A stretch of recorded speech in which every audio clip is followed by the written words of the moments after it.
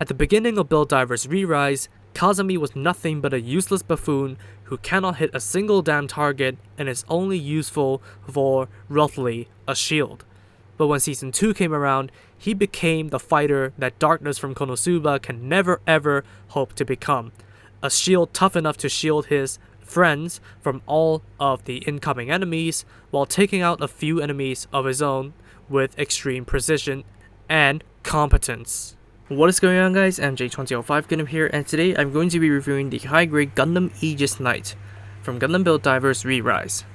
Now, right off the bat, I have to say I really love the design of this thing. I really like how it looks more serious when compared to the Justice Knight. It just gives out a different aura when compared to the Justice Knight. And I really like how Kazami actually designed almost the entire thing himself while only taking cues from the Aegis for the face and the legs. And on Bandai's part, I really like the color separation because this thing barely has any stickers. Because the only stickers that you necessarily need are the eyes and the sensors on the front and back of the head. The others are the black ones on the chest and the black ones on the crotch. That's basically it, so barely any stickers. And I really like the color scheme and of course the silhouette. This thing is pinpoint accurate to the line art itself. And not to mention that some of the plastic has been treated to a special color coating, apart from the gold. Now the gold has been treated with a more like muted gold when compared to the Justice Knight, but it does look pretty good. And of course the lime green on the shoulders and on the back cockpit kind of thing, it is also treated with a special metallic lime green, which is what I really like. More on the treated plastic later because more are on the weapons, but overall this thing does look pretty good. Now the one gripe that I have about this kit is the structural integrity. Now on the inside, this thing is the Infinite Justice, so reasonably there would not be any structural integrity gripes, but the main thing is on the backpack right here. The backpack is basically made up of two halves which make the holes on the backpack, so if you have to spin the shoulder binders out of the way, which you do need to do so in some configurations, you would actually have a chance of prying open the hole. So that's why I put blue tack on the pegs, just to make them stay on. The second thing is the shoulder pads themselves. Because they're connected onto this kind of a ball joint over here, it is very loose. And of course it is on a adjustable track, so it contributes to the looseness of the piece. I actually have to apply glue onto the ball joint just so these shoulder pieces can have a chance of staying on. Well, they do stay on fine right now because of the modifications, but out of the box, these things do irritate me a lot. But overall, that is the one flaw, and of course balancing issues, but this thing does come with a stand, so that can be mitigated easily. Overall, this thing is a pretty decent kit in terms of the looks. So articulation wise, this is basically the same as the Infinite Justice. So first of all, you do have the ball joint and the neck joint at the head, so that's pretty good. Swivel these away to move the arms, so the arms can come out that far, pretty nice. They can shrug up and down, and the arms themselves, they can go out that far, so all together perpendicular to the body. And then the arms can rotate. They can rotate above the elbow, bend at the elbow at two joints, which is pretty nice, and a ball jointed wrist. And then the waist over here, of course it can rotate through with the peg. It can go a little bit forward and back for the crunches, and it can go side to side thanks to the joints inside of the torso and the waist frame. So yeah, you can get quite a bit of side to side crunches with this. Front skirts can move, side skirts can swivel at the skirt, they can swivel up and down like so, and of course they can move outwards and backwards just like the Justice. And the back skirt can move to unlock the stance expansion mechanic. But because of that, the legs do not have any unique mechanics in them, so all they can do is go forwards, go backwards, go outwards all the way, rotation at the hip, and a double jointed knee that looks pretty nice. And then the armor over here can move a little bit, and then the foot is on the ball joint over here, and then the toe can point down. And of course, yes, the heel is on the ball joint. Okay, in the back over here, you have the flipping nose cone. You do have the backpack pieces that can swivel at the base over here, and of course there's the ball joint that allows you to have a little bit of maneuverability inside of the shoulder armor over here, and then you do have the flaps that you can swivel up. So all in all, articulation, it's really just the Infinite Justice articulation, so you can expect it to be really good. So overall, yes, the Aegis Knights can pull off quite a bit of poses. So, accessories. First of all, we have the Raite Shot Lancer Kai over here, which does have a different tip over here and a different lance head. It does look very, very cool. It does have this metallic brown that has this special coating, and overall, it's not really too big of a difference. It's just a bigger lance. So, you can allow it to hold it in the gun handle, just like so, or you can allow it to hold it with the main handle that has a rectangular section for you to lock in the rotation of the lance so that it would not rotate all over the place. And then next up, we do have the Aegis shield over here. This thing does look cool. It does take cues from the Aegis, but it doesn't copy it all the way. I really like the flares over here that look pretty good, but on the underside is basically just the circle shield of the Justice Knight. And this is relatively easier to disassemble. It's staying on pretty good now for some stupid reason, but when I was messing around with this, yeah, it is constantly being pulled off by me. It doesn't fall off per se, but it is pretty easy to disassemble. And I'll talk about the sword over here later. And of course, you can allow it to hold it in the handle. It does also have the rectangular lock for it to lock in the rotation, or you can just use the peg that is provided in the kit. So that's usually what I like to do, and just plug in the shield like so. It's sturdy enough. That leaves a free hand to hold the Leviathan Beam Saber. Really like the name, derived from Norse mythology, basically the mythological sword, crafted by Loki, used by Surtur, and it looks pretty good. The hilt does look very good. Now, the beam effects, of course, you can plug on any SP13 beam. The SP13 beam is not included in this kit, by the way, but you do get the Nimpulse beam set included in this kit. So of course you can bring in the fire effects, the jet effects, or the electric effects. So choose your own poison and then allow the Aegis Knight to hold it, which is pretty damn cool. So that's going to be all the accessories in their basic forms. So now, here is when the video would start to get very long because of all of the conversions. Starting off with the Pitchfork of Doom.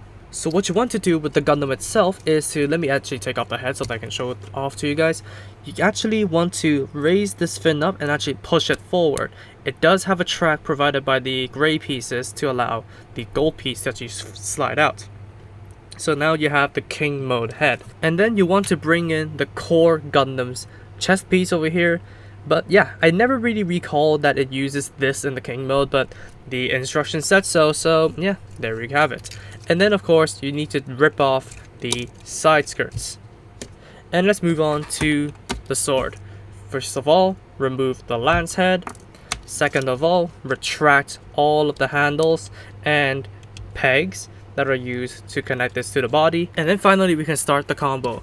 First of all, bring in the Leviathan hilt and then plug it onto the bottom hole with the beam emitter facing downwards. And then plug on the remainder of the lance onto the top peg. And then return over to the front and plug on the side skirts with the holes facing the underside of the shield. Do the same for the other one and we are prepared to activate the awesome beam effects. So let's bring in, first of all, the short jet effects with the slanted large jet base and plug it into the higher hole of the sword. It's a little bit finicky to get in there, but eventually you would get it in there.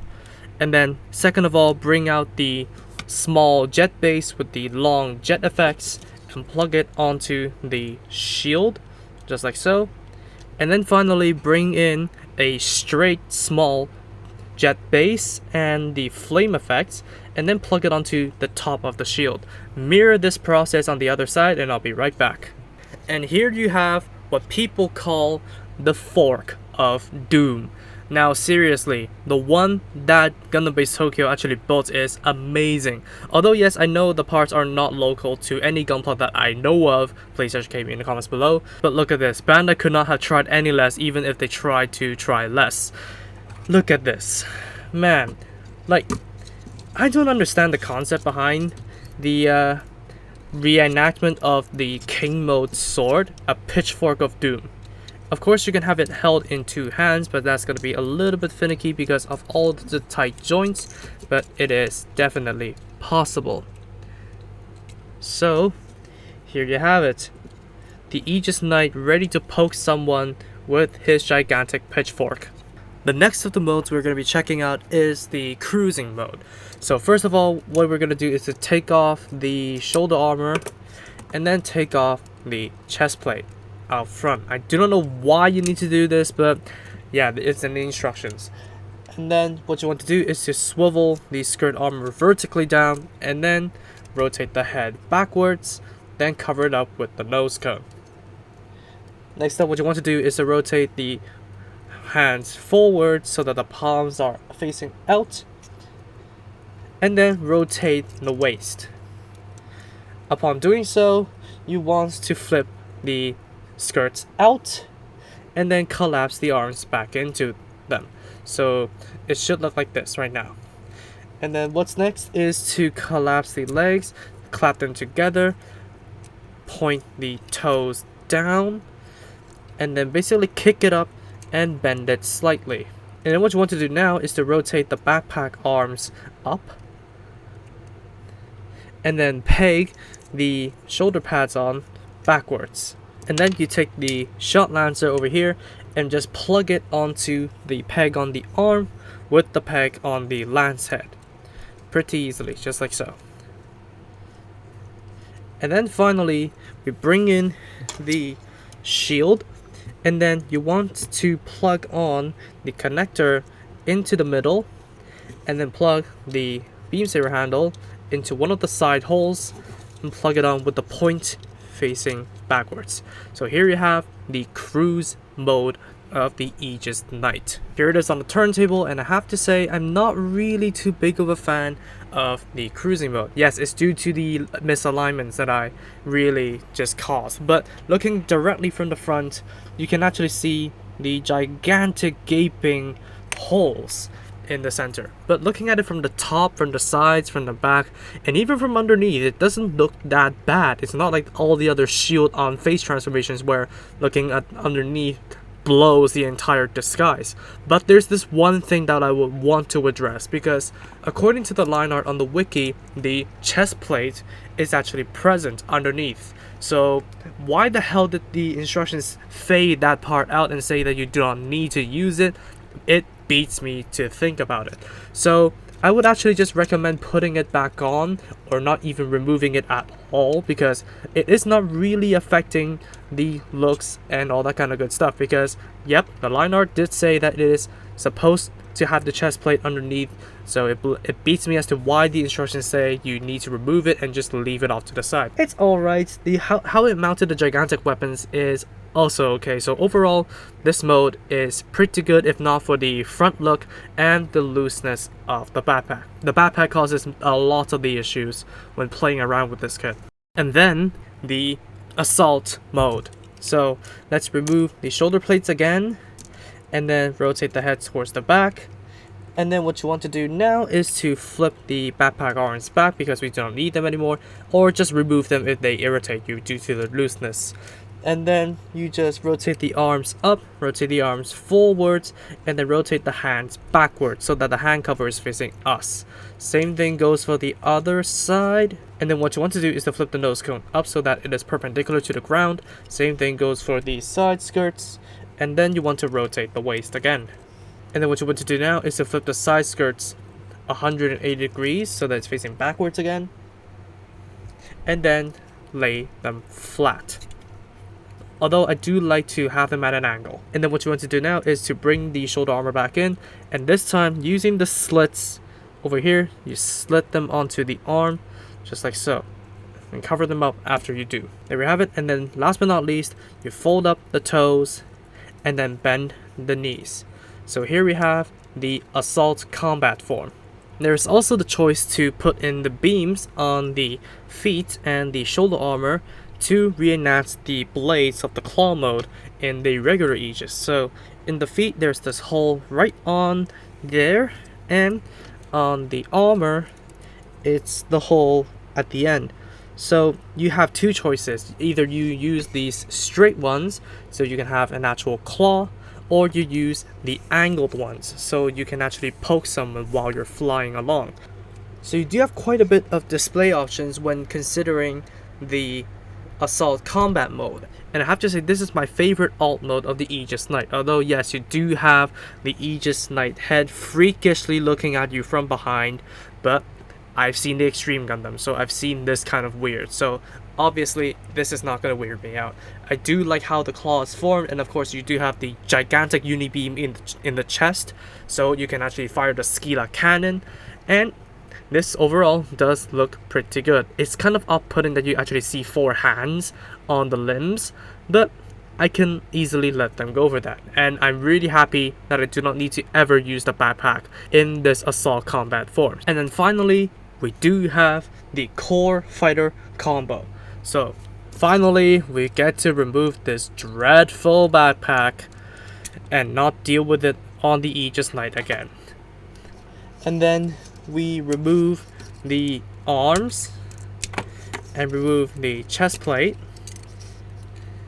and then remove the legs. So yeah, we ditch all of those parts, and then what we want to do next is to rotate the head backwards, flip the cockpit up, and then you want to flip the side skirts directly downwards, and finally rotate the waist.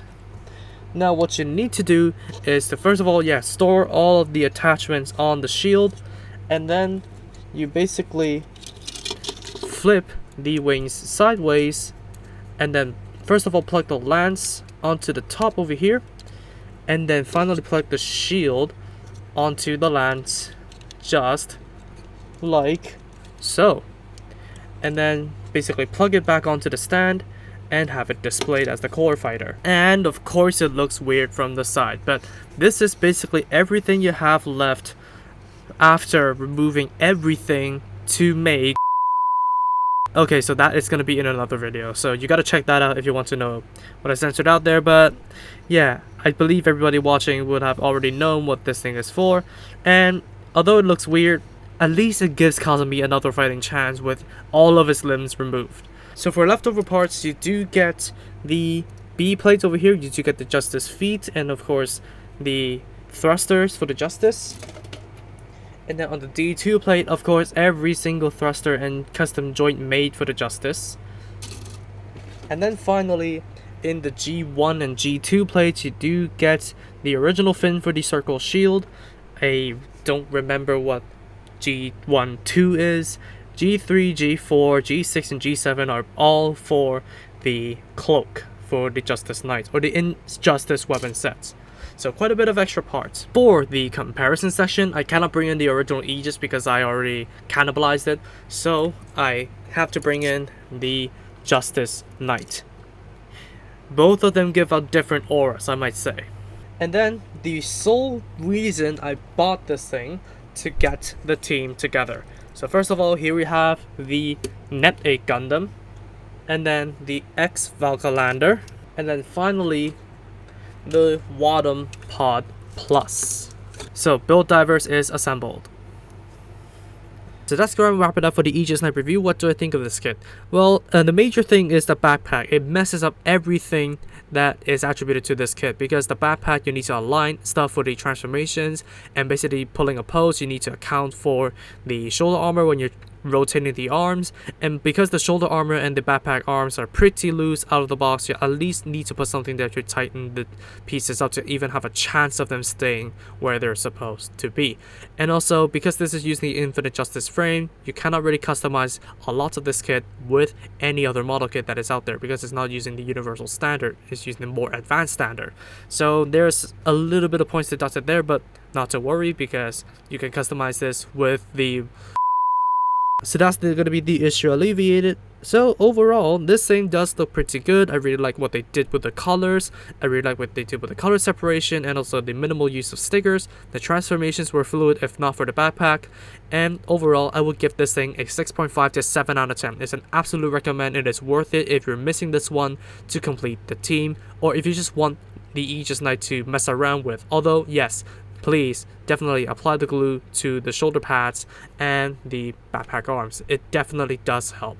So that's gonna wrap it up for me. Thank you all so much for watching this video. If you did like it, please be sure to drop a like, comment, and also subscribe for more gunplay reviews, gunplay news, and all that kind of stuff. Subscribe to the featured channels on my channel page if you haven't, and I'll see you all in the next video. Peace.